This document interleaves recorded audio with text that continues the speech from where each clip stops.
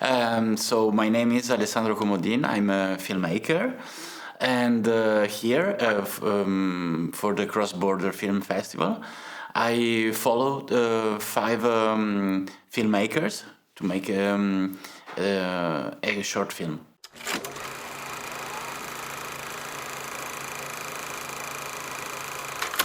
We met with the Kinoatelje and in particular with 𝘠𝘬𝘦𝘥.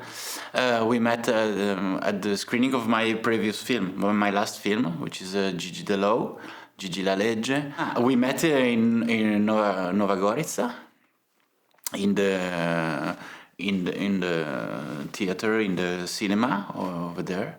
And it was summer, and there was a very big storm around. So we planned to make a en plein air screening, but we had to go inside, and it was very funny because it was somehow magic because.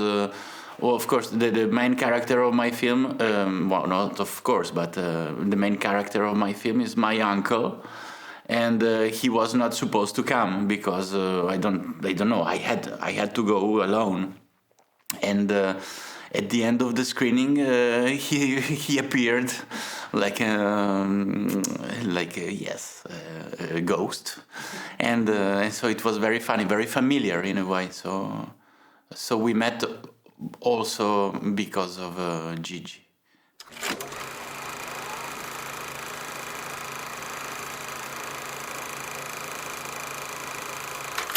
Nostro cine quotidiano project is an idea of Mateja Zorne and Nadina Stefancic, and they contact me. They contact me at the end of the last year in 2024. I remember that I was in Lisbon and I received an email, and so Mateja and Nadina came to me with an idea, and then we discussed for a few weeks about how can it be, and after I made another proposition, and Nadina and Mateja accepted. So it was a very strong collaboration made with a lot of trust.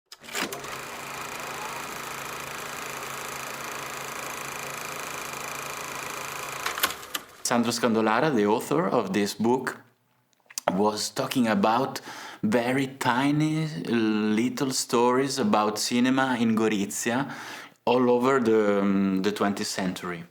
And so it was very local and very. So I didn't. At the first sight, I didn't understand what was the purpose, and it was surprising. So a very strange feeling at the beginning, but after I had just like a box in an old house. And I opened it with a lot of mysteries inside. So I made my film about with these little stories, and yes, very soon I had a very nice feeling, like to enter in an old house and to find little objects.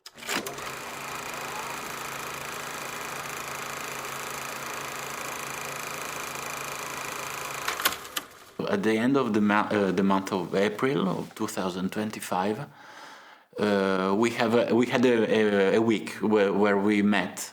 When we met, not everybody. We were not all together, but everything started a little bit before for me because I called some filmmakers that I knew, and.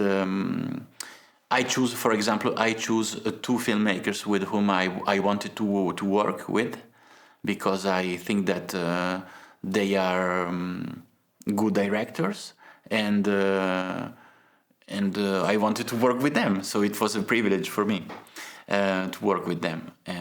Very selfish point of view. And for the 3 other filmmakers that Kinoatelje proposed to me, I knew them or by telephone or in person here in Gorizia. And the first meeting was very personal, I think. So we discussed about everybody read the book, okay, because it's the idea of the Kinoatelje. It's the beginning. Everybody read the book, and everybody had this strange feeling about the book, because it's something that they didn't understand. What can we do with this book? Of course, they are professionals. They are adults. They are not students. So I cannot tell them to, I don't know, you make something about this topic or not. So they have the freedom to make whatever they want. But when you say freedom, you can say, okay, I don't know what to do. So in that moment at the beginning, so I tried to translate for them my idea, my feeling about the book. Is what I told you about the chance to, or the coincidence to fall in an old box, in an old house, and so what can we do about that? What can we do with these little tiny stories, very local?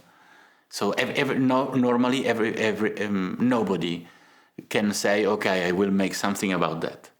So that's a good idea, and that's a good reason to make something, because nobody can want to make it. So this was the first thing that I tried to tell them, and I think that they understood. So it was very fragile at the beginning, but little by little, in discussing, it was it became very clear for everybody. So that was a good starting.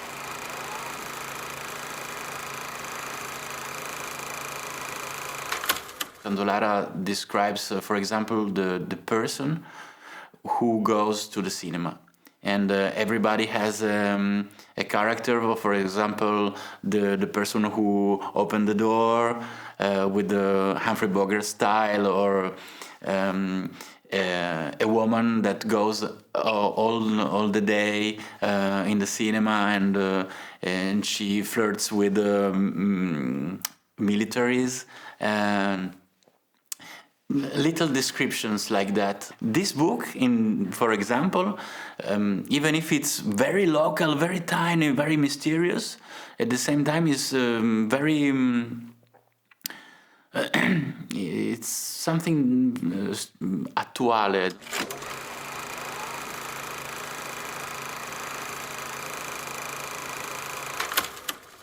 You have a strong nostalgia feeling at the end, because it seems that everybody's over, everything is over, the cinema is over, the box is closed, and it's only a souvenir, remembering about a big event, a big story like cinema with the stars and everything is finished. We are in 2025. But at the same time, it's my job, and it's what I make every day. And even if everything is changing and very fast, maybe there is something that's still there. And so, in a way, it was my purpose in talking with the filmmakers about their films, because everything is over. Okay, the cinema is dead. At the same time, we are making films about that.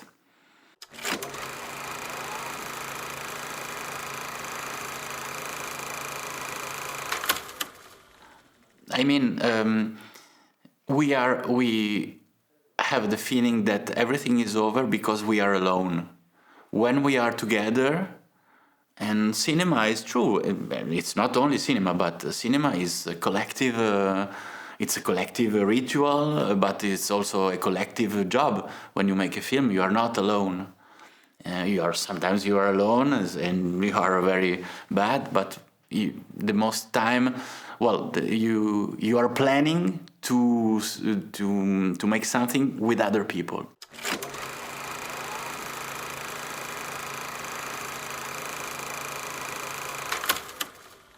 Just talking to people, I discovered films. I discovered new perspective, new countries, new filmographies. The temptation to say everything is a shit, the cinema, contemporary cinema is not interesting, is very big. But at the same time, when you come here, you say, okay, I'm ignorant. Okay, I don't know Slovenian directors, so we met up. I don't know the music, and so there's another horizon that opens to me. So I'm happy. Yeah.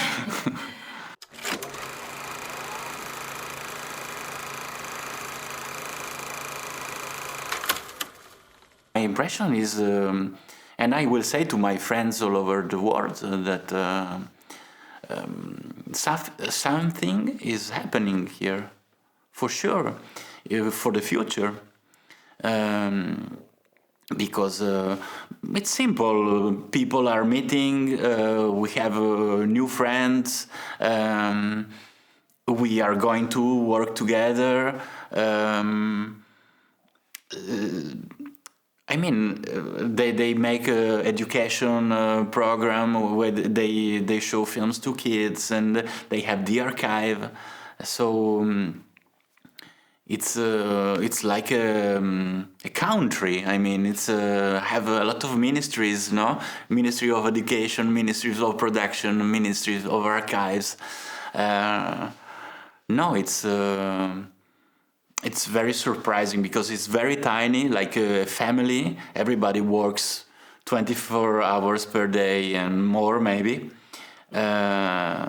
So I think that it could be very fragile in a sense. But the feeling, from my point of view, yes, is that it's a super important experience that we will talk about Kinoatelje in the future.